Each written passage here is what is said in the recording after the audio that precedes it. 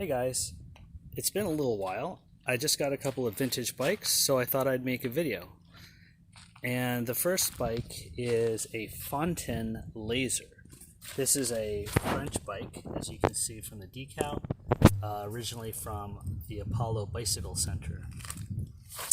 This bike has steel rims and some very pretty Mayfac center pole brakes, Mayfac brake levers, a cast aluminum pivot stem, simplex gear levers.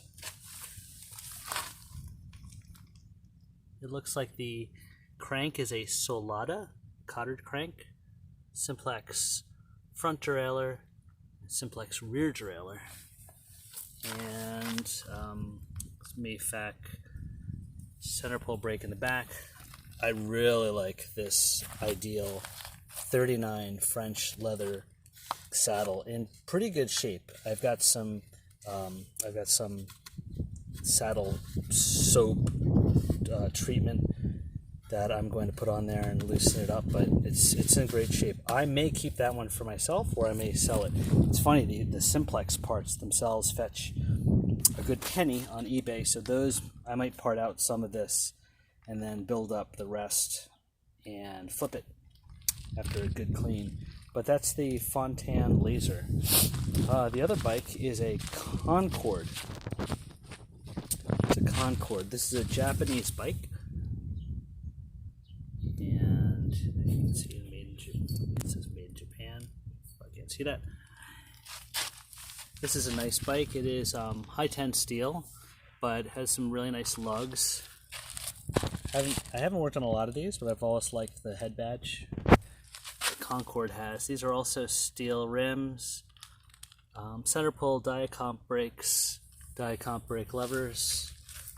Oh, Shimano Altus shift levers. I'm also a big fan of the vintage Altus line. It always amazes me how much more plastic there is in the Altus line now.